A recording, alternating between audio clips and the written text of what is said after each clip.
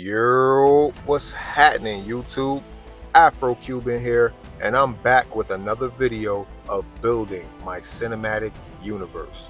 Now, for those who don't know, this is a video series I started on my YouTube where I essentially create my own cinematic universe from scratch. Meaning that if I was the one in charge of running a DC cinematic universe, these are the movies that I will put out, and these are the stories and character arcs that I would tell. And just for the record, these are all my original stories and ideas. Dramatic and heartfelt stories that cohesively connect and span across multiple arcs and phases, just like the real life MCU and DCU. But without further ado, let's get into my next script. Okay, so as you can see from the title, this is Green Lantern 2, my third movie of Phase 2. And in this movie, we will introduce protagonist John Stewart. He's a soldier in the army, but a freak accident causes his commanding officer, a female by the name of Leslie Willis, to become the supervillain Livewire. And John must take up the mantle of Green Lantern to stop her. Now, side note, I know normally in the comics, Livewire is depicted as a Superman villain, but because I lack the knowledge of knowing any mainstream John Stewart villains, I decided to retcon Livewire and make her a Green Lantern villain in my universe. But okay, Act 1.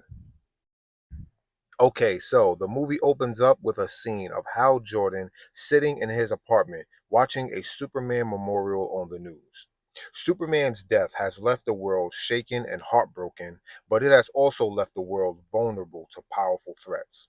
So, right after the Superman memorial, Hal then sees on the news that some kind of kaiju monster has risen out of the ocean and is attacking a small city. These are the kind of threats that Superman would normally deal with, but now there is no one here to stop it. So Hal goes into his closet and pulls out a small box. And when he opens it, he pulls out his Green Lantern ring. So the very next scene, we see Hal fly over to stop the kaiju, but the monster is very powerful, and Hal is very rusty. Not only is he much older and slower, but he's also rusty because he has not worn the ring in several years. So Hal eventually defeats the kaiju, but only after nearly being killed himself. And after the fight, Hal is gasping for air and coughing uncontrollably as his face is bruised up. So then Hal flies away, but as he's flying away, he briefly loses consciousness and then falls into a nearby forest. And so this is when we will finally cut to John Stewart.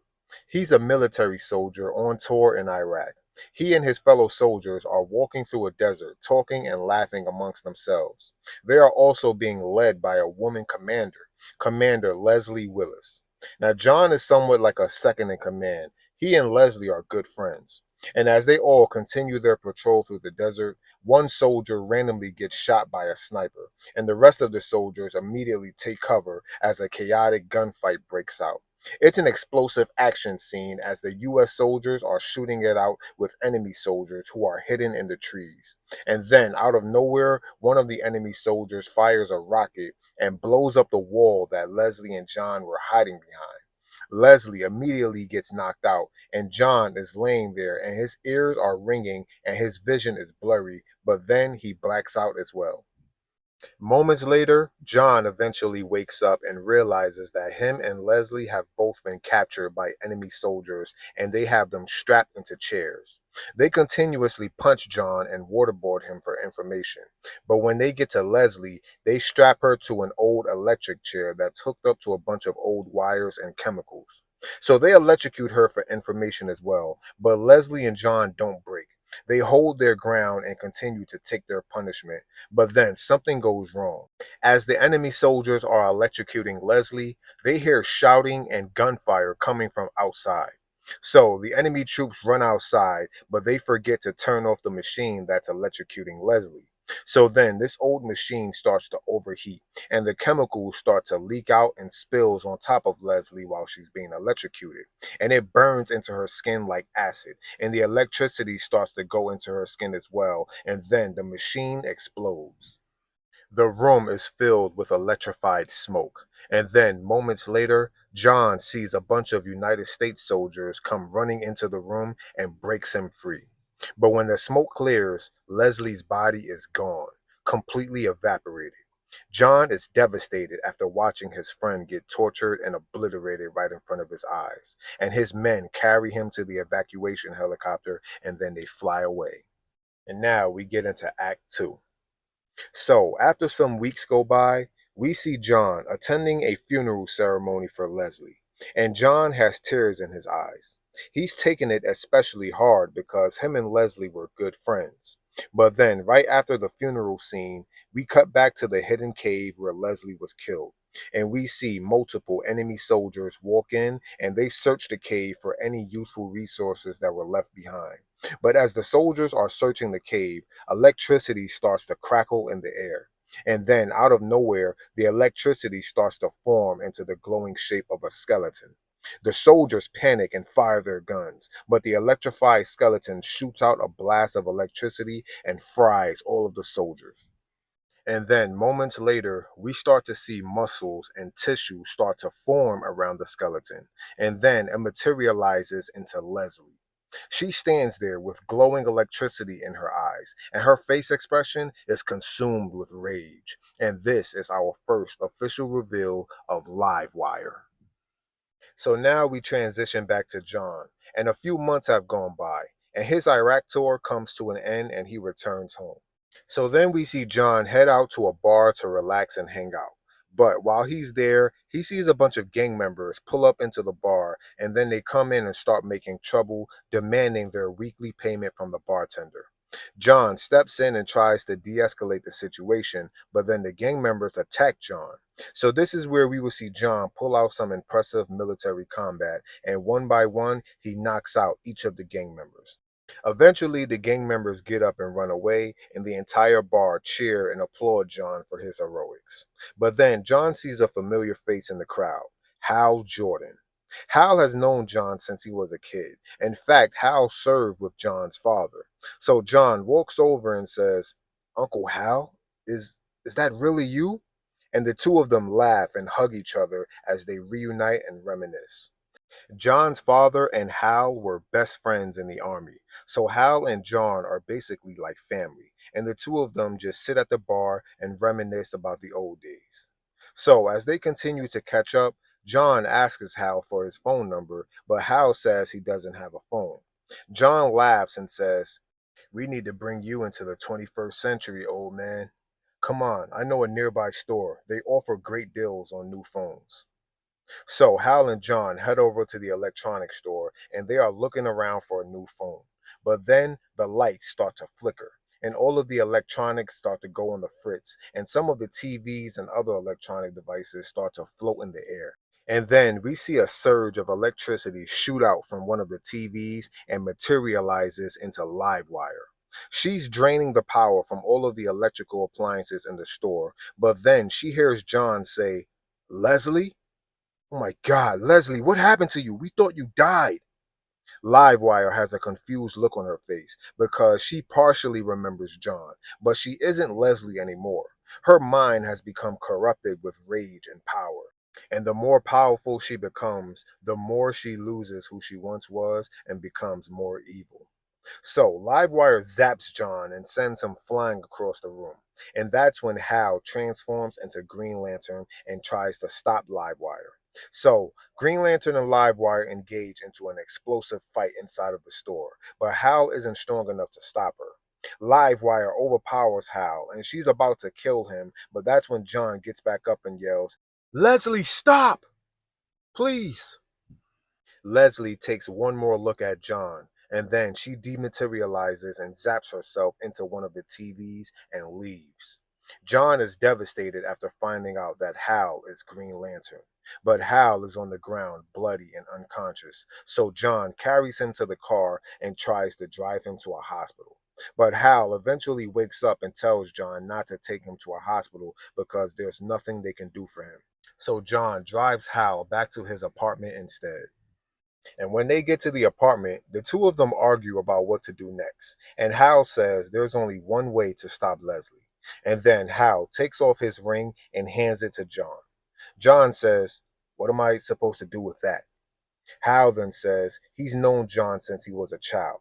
His father was a good man with strong will, and he trusts that John is just like his father. So he's taking a leap of faith and passing down the mantle of Green Lantern. John then says, "So what do I do after I put on the ring?" Hal then says, "Once you put it on, you'll know."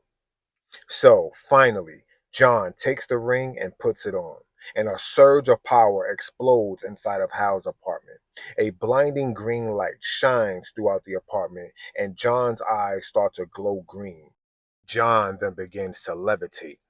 John then hears all of the voices of the past Green Lanterns who wore the ring. He even hears Hal Jordan's voice, and together, John, along with the other voices, recite the Green Lantern Oath. In brightest day, in blackest night, no evil shall escape my sight. Let those who worship evil's might beware my power, Green Lantern's light. And then one final surge of energy shoots out throughout the apartment. And then we see John floating in the air, now wearing a Green Lantern uniform. Hal has a big smile on his face and nods his head. John then nods his head back at Hal, and then he takes off into the sky and flies away as the screen fades to black. And now we get into Act 3. So now we see John as he's flying around the city searching for Livewire, but he can't locate her anywhere. And then we cut to Livewire as she shows up at an energy grid over a dam, and she begins draining the power from the grid, causing the entire city to black out. John notices the blackouts and figures she must be draining energy from the power grid, so he flies over there to stop her. So when John arrives at the grid, he sees her siphoning energy from the wires, and he tries to talk some sense into her, but she has become too rageful and too thirsty for power. So she immediately attacks him, and the two of them engage into an epic clash. Now, John is still getting used to his powers, and he creates a bunch of constructs to try and subdue her, but she just continues to easily break free. So, as the fight goes on, they appear to be evenly matched, and their fight comes to a stalemate. Both Livewire and Green Lantern are fatigued and winded, and that's when John tries to talk some sense into her one more time. And for a brief second, it almost looks like he's getting through to her. She has a sad look on her face as he's giving her a speech trying to remind her of who she once was. But then she becomes rageful again and starts absorbing more energy from the power plant, and then her power starts to become unstable, and now she's causing a worldwide blackout. So Green Lantern must now think quick, and he then realizes that they are above a dam, which means there is water beneath them. So John flies down and uses his ring to pick up a large amount of water, and then he flies back up and dumps all of the water on top of Livewire. Water appears to be her one weakness, and Livewire screams in agony as she short circuits and her powers start to fizzle out. And then she falls down to the ground. But right before she hits the ground, John flies down and catches her.